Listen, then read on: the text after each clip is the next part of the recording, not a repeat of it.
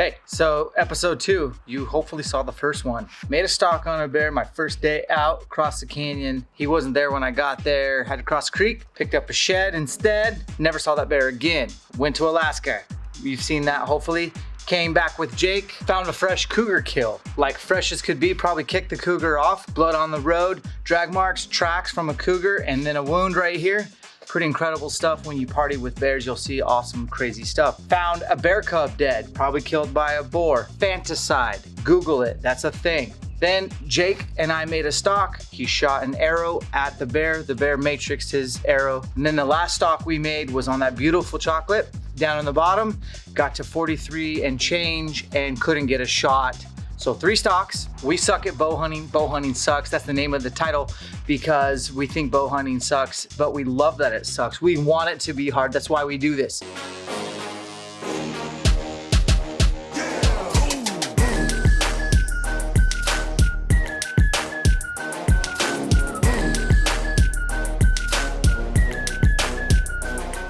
We came up to the cabin. We were gonna hunt basically afternoon, evening, drive home. We like hunting weekdays. There's a lot of weekend warriors where my cabin is, and there's a lot of bear hunters and there's hound hunters, and I have no problem with that, but I just prefer to kind of sneak up during the weekdays.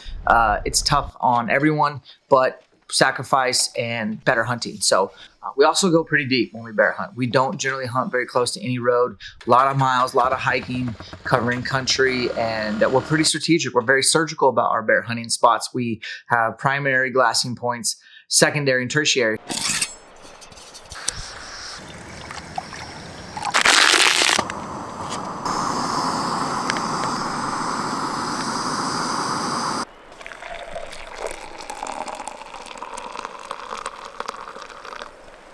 Jake brought a predator call, which this is crazy, but almost a year ago, Jake came to my house and I showed him a couple clips from a DVD from Wayne Carlton calling in bears to point blank range over and over and over. And it burned in his mind. And I never thought, I didn't know that he thought it was amazing, but little did I know that Jake went and bought a predator call and didn't tell me until we were sitting there glassing and he started blowing on it. He didn't give me a heads up and say, oh, hey, I'm going to blow on this. And it scared the crap out of me. So I kind of started yelling at Jake because he blew on it for about 5 seconds. And after I checked my pants, I said, dude, give me a heads up when you start blowing on a predator call. What are you doing? And then he started laughing. And then I looked to my left and there was a bear. Jake called in a bear. I'm not joking. Did a predator call for 7 seconds. Didn't tell me that he was going to do that, by the way. And I was like, Jake, startled me. There's a bear at 80 yards coming up the road at us.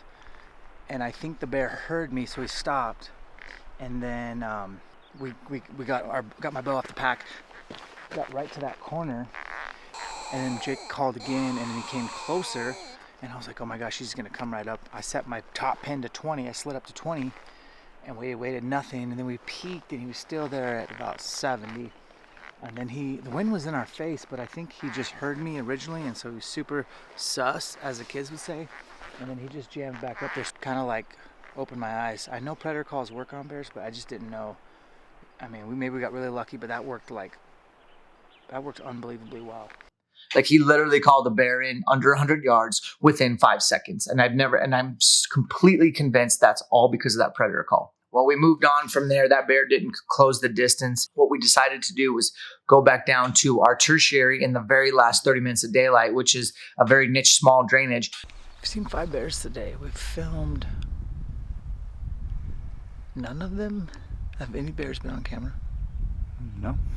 Okay, so chocolate in the bottom. Didn't get it. We saw it for 5 seconds. Jake called in a bear 80 yards and then 60, then out to 104. I spotted a big sow and 2 cubs. 5 bears. We gotta go check the wind, but we got about a half mile. Call us ground and pound. No tree stand, no ground blind, just on the ground and pound. Let's go.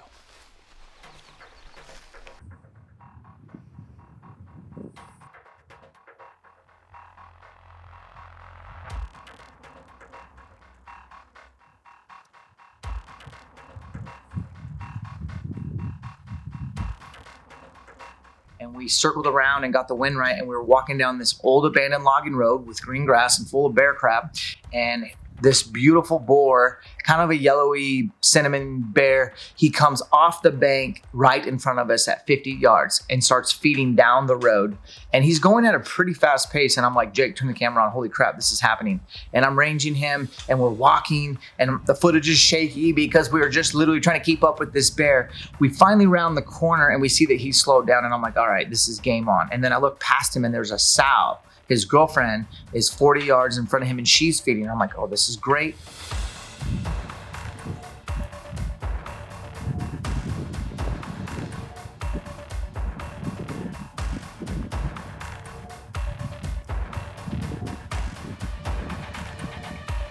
If he doesn't see us, they're gonna be hanging out. We're gonna sneak in and shoot this with a top pin.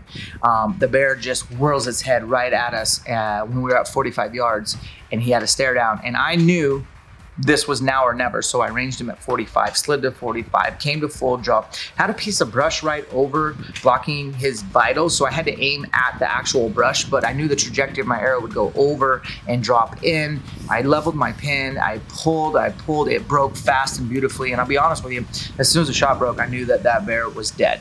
The sound, like it hit the bear went whoo and ran off the ditch. Holy shit, that happened fast. We don't know what's going on yet, but we have this awesome wind. Came around the corners of a gorgeous, like, light cinnamon blonde bear. And he comes off the bank on the road and he starts going fast down the road and the wind's coming up. So we're just following the bear. Come around the corner and I see a sow, a black sow. And I'm like, okay, this is definitely a boar and a sow. And then the bear looked back at us and I was like, okay, 45, I had a piece of brush blocking, but I knew my arrow would go over, I'm assuming. And the shot broke and it made a good sound. So we're gonna look for my arrow real quick and that'll tell us what we need to know. We need to find my arrow. The bear went 14 more. You hear that? Yeah, I heard the thrashing. So the bear ran 14 yards and turned and I ranged it at 54 and I'm like trying to get ready and then dove off. So let's look for my arrow. Jake, filming, turned on his camera and we watched the footage. And when we watched it on the small LCD screen, it looked like I actually missed the bear. The bear literally ducked and spin before the arrow could hit him. And now this is the second bear that we've shot with, and mine was shooting a single bevel iron will solid. And that bear definitely moved enough to where that arrow did not hit its mark. We watched the footage quickly. I decided, let's go see if he's still right there. And we snuck over to the edge and we could hear him and his girlfriend thrashing around. I looked at Jake and I said, blow on that predator call. And he didn't hesitate. He pulled it out, started blowing on it. And I stood there and we were losing light fast. And that bear pops out in this mountains as steep as anything below this little old logging road. And his head pops up at 30 yards. And I'm waiting for him to just take one more step and I'm going to send one right through his chest. He stands there for just a half second and ducks back into the woods. I look at Jake. I'm like, all right, hit it with one more sequence. I scoot up even closer to the edge. Jake starts blowing and this guy comes even closer, tops out. And I move my sight. You'll see I move my sight to 20 because I knew it was going to be a close shot. He comes side hill and I get a 1/4-2 shot. Shoot. Absolute amazing sound. And then you'll see I am so fired up because I blew it and then we redeemed it because of Jake. And I just shot a bear at 8.2 yards. 8.2 yards coming into our predator call. And then after the shot, we could hear him running downhill.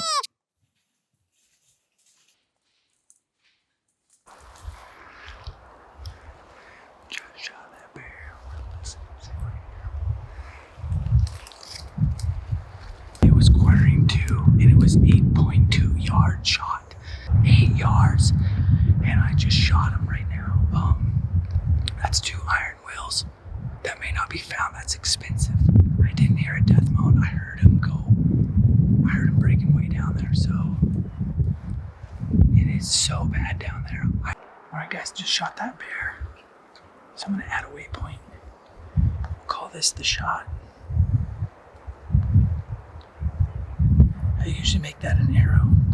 I'm going with that color in 2022. just gonna peek down a little bit, see if we can find good blood. Maybe 3 yards after the shot. So that's good. I mean, we knew we hit him, but we still can't find the arrow. Those damn iron wheels go way too far.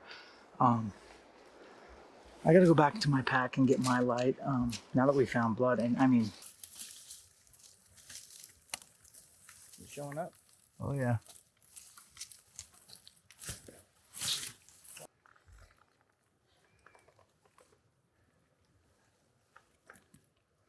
My rip broke. You broke my arrow. Now it's personal. It's good blood.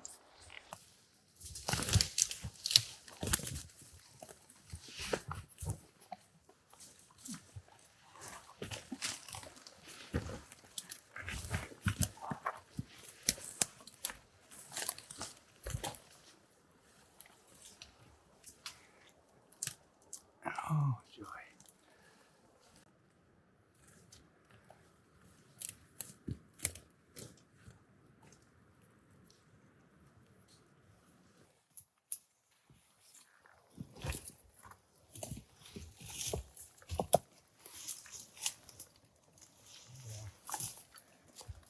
Down the mountain. That's a good sign.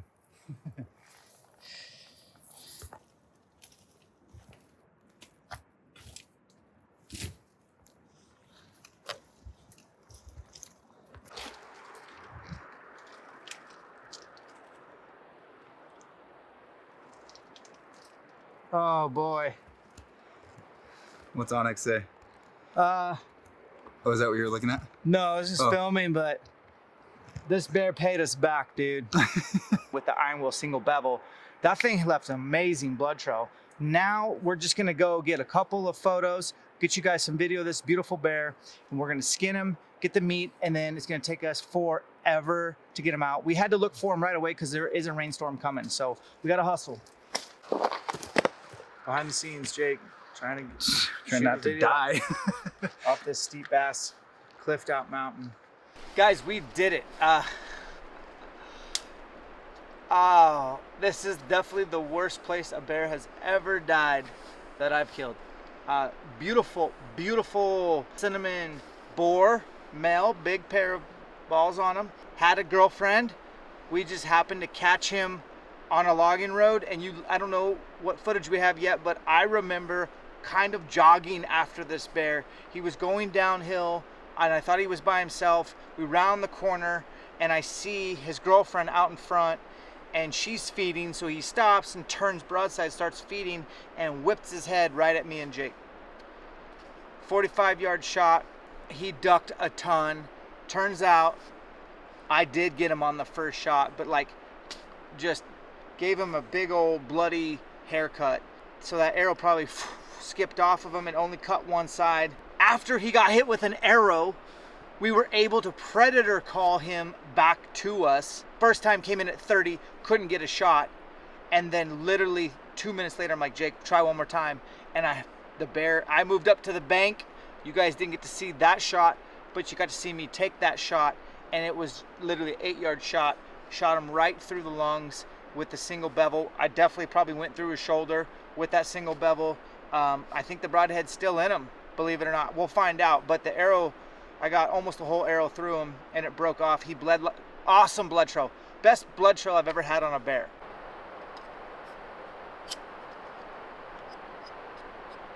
It's pretty cool how I put the pieces together on this bear. Oh yeah. Found his giant pile of crap. Then looked around, found 5 more giant piles of crap within about 200 yards. Knew the wind was funky over here, and then Jake and I went to our primary glassing spot, and then at 6:45 we coasted down to our secondary. We were at our secondary a long time because we had saw a bear there on the way up. And then we came to this last spot with like literally 10-15 minutes of daylight, cut the bikes, walked a mile, looked down the road, and this bear drops down on the bank right in front of us. But it's midnight 15. on the side of a cliff. It's raining. This is steep as hell. It's gonna be slick. We're gonna take our time. We only gotta go as the crow flies, quarter mile. Probably gonna take us 45 minutes to get uphill. One tracker, bears in the bag. Life's good. Tagged out in Idaho.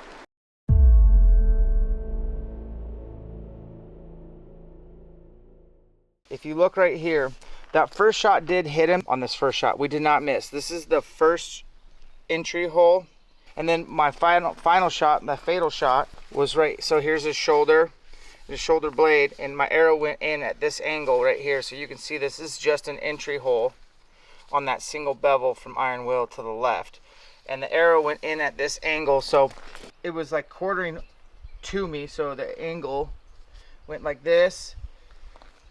Hit this first lung, missed the second lung, liver, and the broadhead was lodged in the back of a rib. So I didn't get a pass through on the second rib. I hit right square in the middle, but the arrow broke off, so I got great penetration.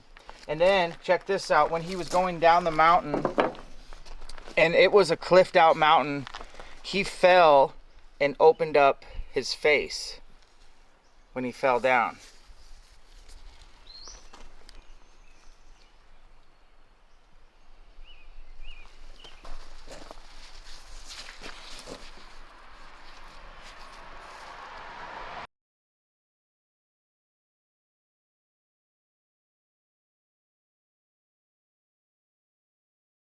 Just finished up bear season here in Idaho, so had a chance to run these crispy Laponias. These are the 2s. Pretty much run it through Alaska and run it through Idaho.